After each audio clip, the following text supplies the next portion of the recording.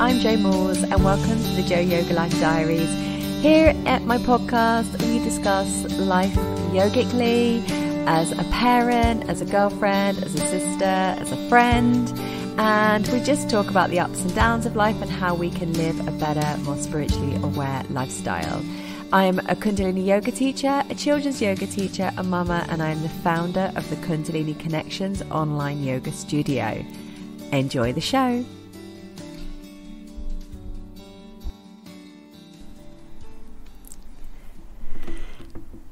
Hello, welcome to this episode of the Jo Yoga Life Diaries.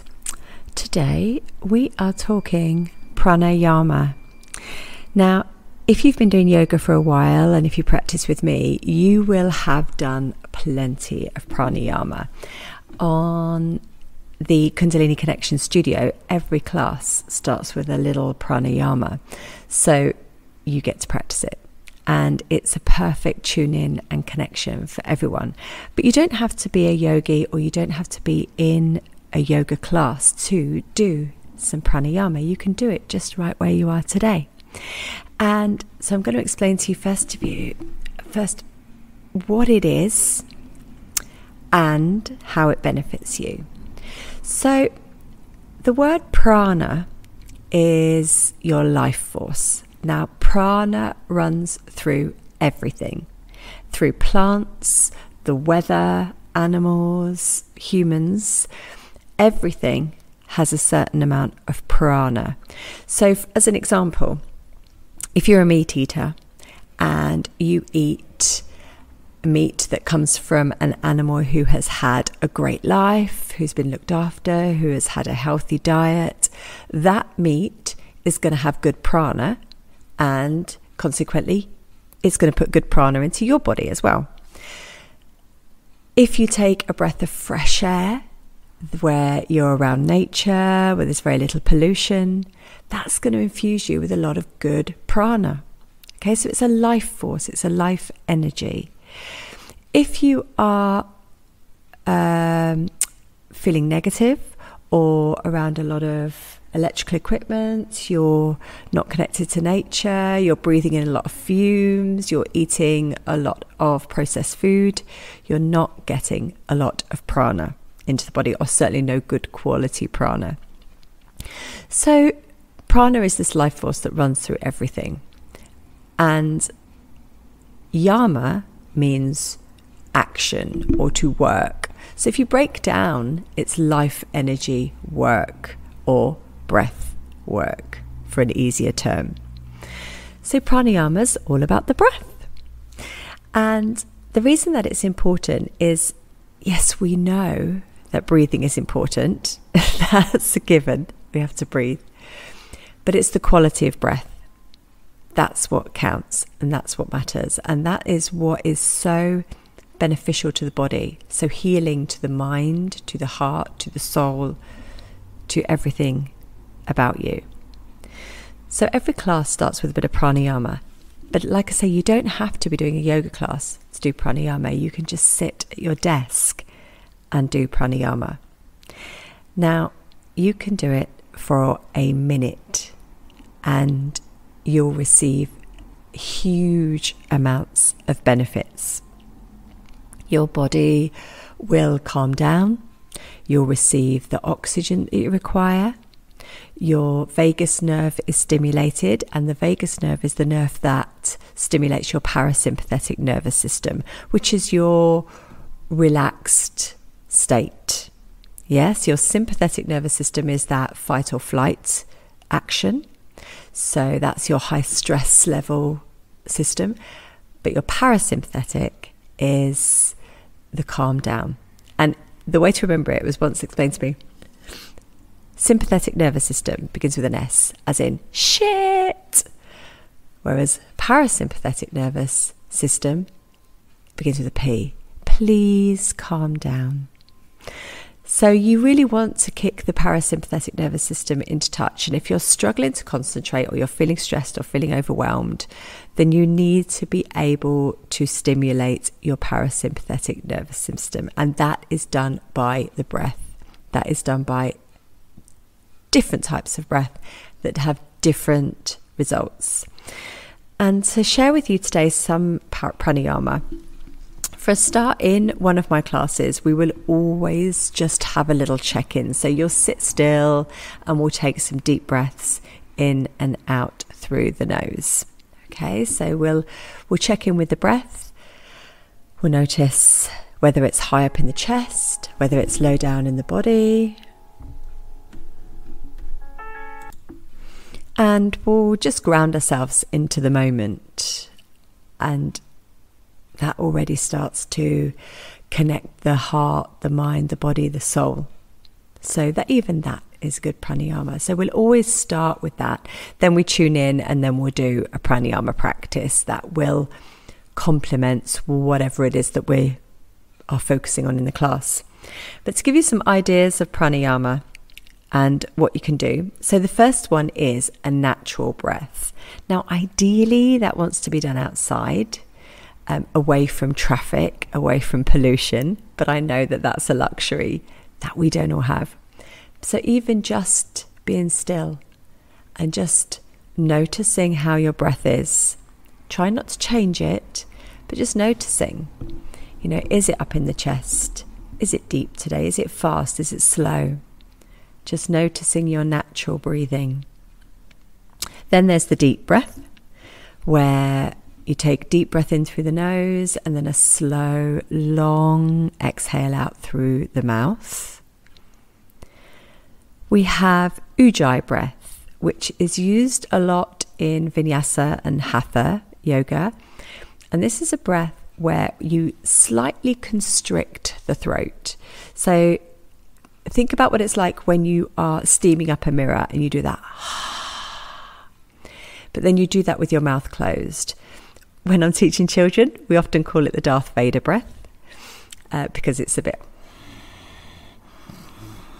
And it can be quite a loud... I don't know whether you could pick that up on the mic, but it's a loud, raspy breath. And if you're one of those people that doesn't like to hear other people breathing, put some space between you and other people and just focus in on your own breathing. So Ujjai Breath has this slight constriction. It's a warming breath. And also that deeply stimulates the vagus nerve, which of course stimulates the parasympathetic nervous system, which is why it can make you feel so good. So that's Ujjai Breath. Then we have Kapalabhati, or breath of fire, I call it in Kundalini Yoga, it's breath of fire. And this is a powerful breath in and out through the nose. But as the breath goes out, what we do is we constrict the navel. So we pull the navel in and up, which pushes the breath out of the nose. And then the in-breath happens quite naturally as the stomach relaxes. And it's quick as well. So it's a bit like this.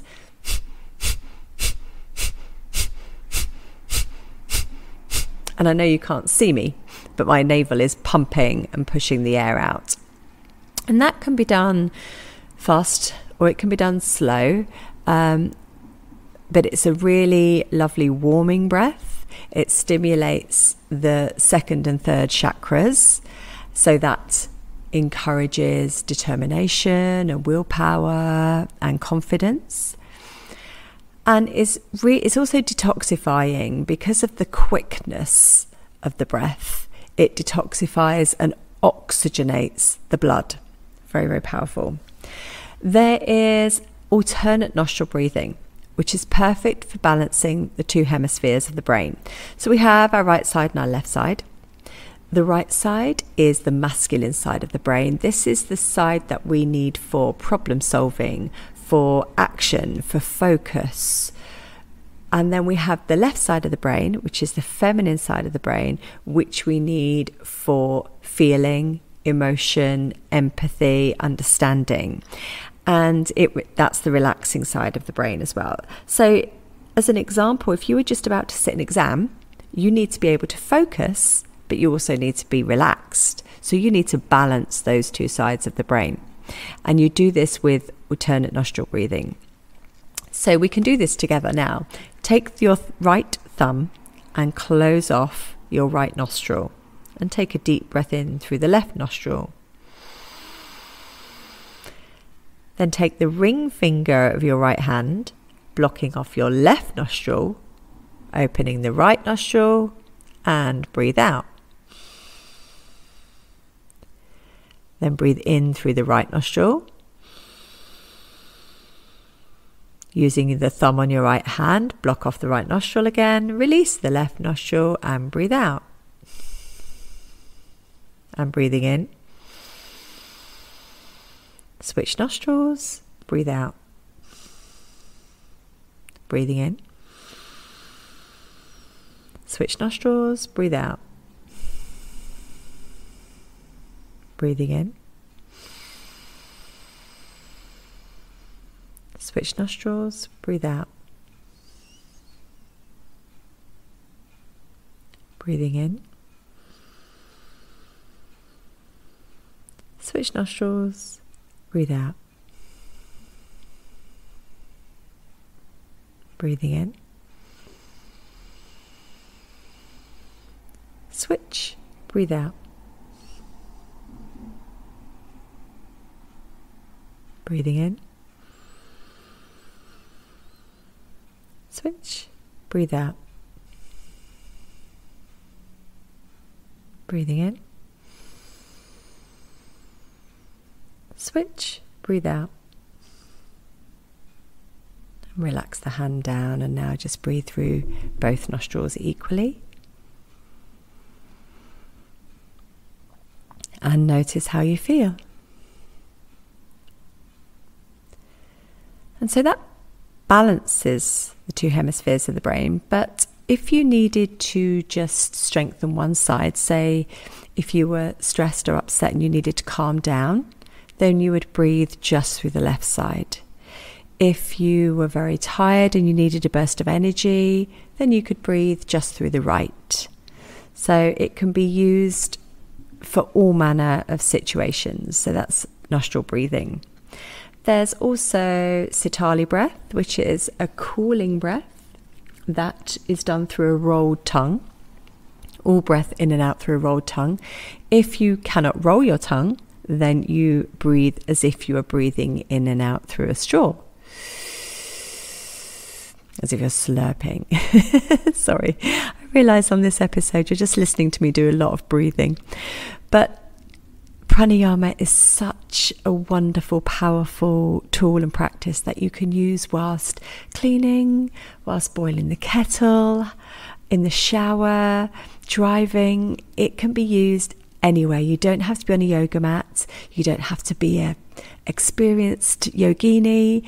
You can just do pranayama at any time of the day, at any time that you need to. So yeah, that's the power of pranayama, and that's why every class involves some, and I always begin my classes and meditations with a bit of pranayama, a bit, so it just checks you in with yourself, and I love that. Anyway, have an amazing week, and please message me, let me know how you go with your pranayama practice, and I'll see you next week. Thank you so much for listening to this episode today. Please feel free to leave a review. That's how we share the love, share the magic.